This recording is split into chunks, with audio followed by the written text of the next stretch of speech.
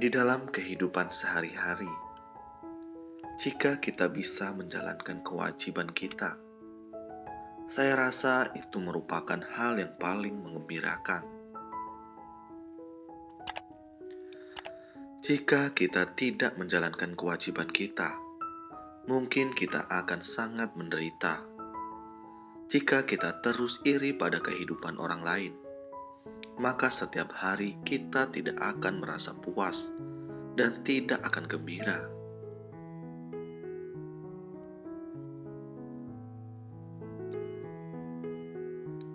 Karena itu, Buddha juga mengajarkan untuk menjaga pikiran kita.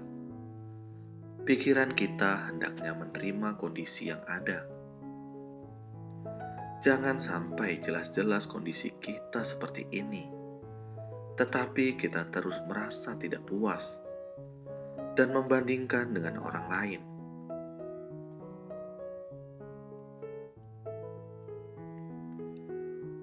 Orang lain lebih baik, lebih berbakat, dan menjalani kehidupan yang lebih baik daripada saya.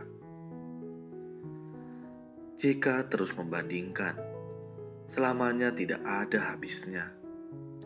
Jadi, berhubung membanding-bandingkan tiada habisnya, maka kita harus menjaga pikiran kita.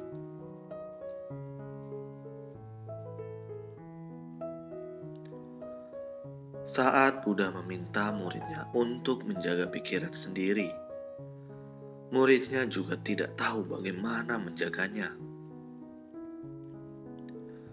Buddha pun menceritakan sebuah kisah.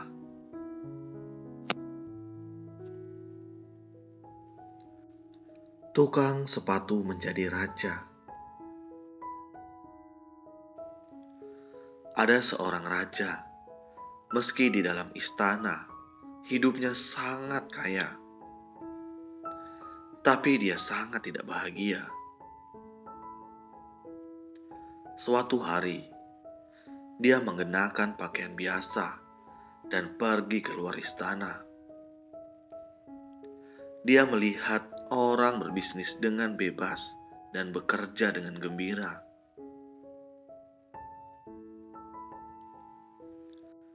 Lalu, dia melihat satu orang tua sedang memperbaiki sepatu di tepi jalan. Dia pun mendekatinya dan bertanya, "Apakah susah memperbaiki sepatu?" Orang tua menjawab, "Ya." Raja berkata, "Saya merasa bahwa kamu sangat santai. Mengapa kamu bilang susah?"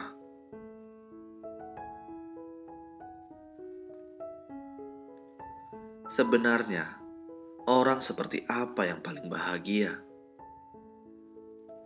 Orang tua menjawab, "Kabarnya raja tinggal di dalam istana yang sangat megah, memiliki banyak harta, dan dilayani orang. Jadi, di dunia ini, rajalah yang paling bahagia."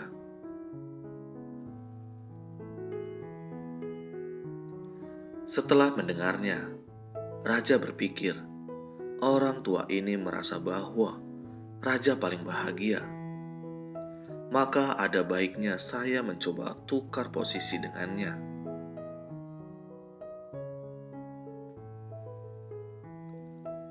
Raja berencana memberinya minum arak hingga mabuk, lalu mengutus orang untuk membawanya ke istana. Raja berkata pada orang tua di istana, "Hari ini, saya mau bermain satu permainan. Harap semuanya bekerja sama."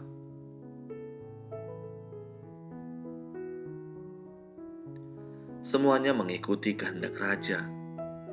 Mereka membantu orang tua itu mandi dan mengenakan pakaian raja.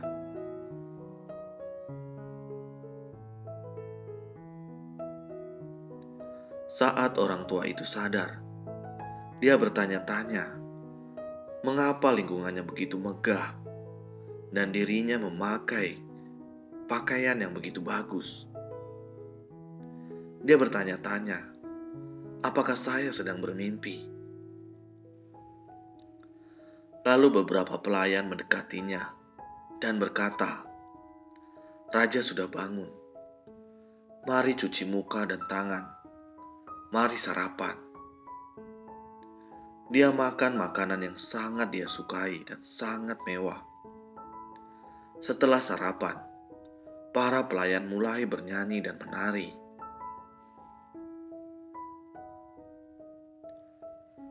Ada pejabat yang masuk dan berkata, "Raja, di luar ada banyak pejabat yang mau memberi laporan padamu, dan banyak dokumen yang masih menunggu persetujuanmu." Mereka pun membawanya duduk di kantor raja. Dia melihat banyak pejabat, apa yang mereka bicarakan, dan tidak mengerti. Ada begitu banyak hal yang harus dia urus. Bagaimana dia menghadapinya? Setelah itu, dia merasa sangat kesulitan dan lelah. Saat makan malam, banyak pelayan memberinya minum arak hingga mabuk. Lalu, raja yang asli meminta orang untuk mengembalikannya ke kondisi semula, serta mengantarnya pulang ke rumah. Setelah bangun, dia melihat dirinya kembali berpakaian compang-camping. Dia bertanya-tanya, "Sebenarnya, saya adalah raja ataukah orang tua yang memperbaiki sepatu?" Dia merasa sangat bingung. Raja pun datang mengunjunginya dan bertanya-tanya padanya, "Mengapa kamu masih belum bangun dan bekerja?" Orang tua berkata, "Saya sepertinya bermimpi bahwa saya menjadi raja. Saya sangat lelah."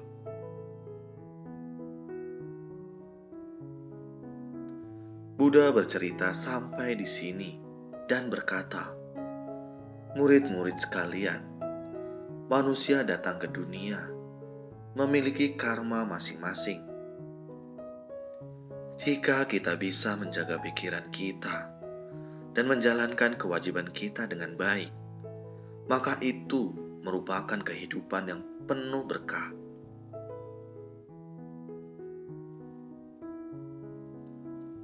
Penderitaan manusia berasal dari kerisauan yang timbul di dalam hati.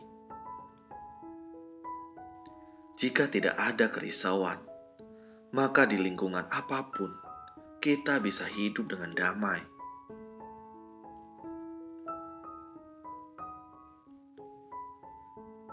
Ya, jika tidak ada kerisauan, di lingkungan apapun kita bisa hidup damai. Contohnya, tukang sepatu itu, meski dia kurang mampu, tetapi dia memiliki keahlian. Dia bisa menambal dan membuat sepatu. Jika dia bisa menjaga pikirannya, maka dia akan menikmati hidupnya.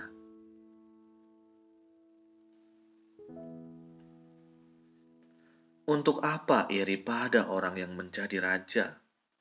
Untuk apa punya impian menjadi raja? Kehidupan memang bagaikan sebuah mimpi. Dia menambal dan membuat sepatu hingga tua. Apakah itu bukan merupakan sebuah mimpi? Keduanya sama-sama merupakan mimpi.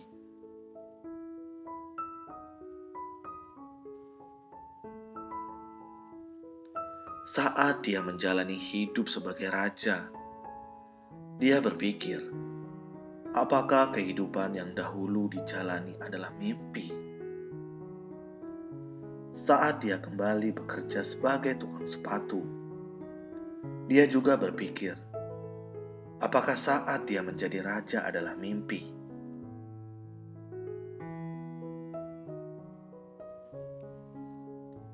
Kehidupan bagaikan mimpi dan ilusi. Karena itu, kita hendaknya menyadari bahwa kehidupan bagaikan embun dan kilat. Kehidupan memang tidak kekal. Jika bisa menjaga pikiran dengan baik, maka itu merupakan berkah.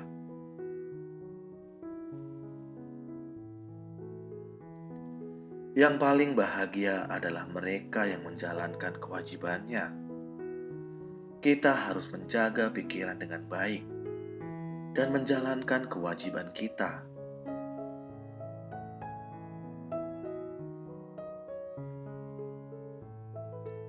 Sekian dan terima kasih. Semoga bermanfaat.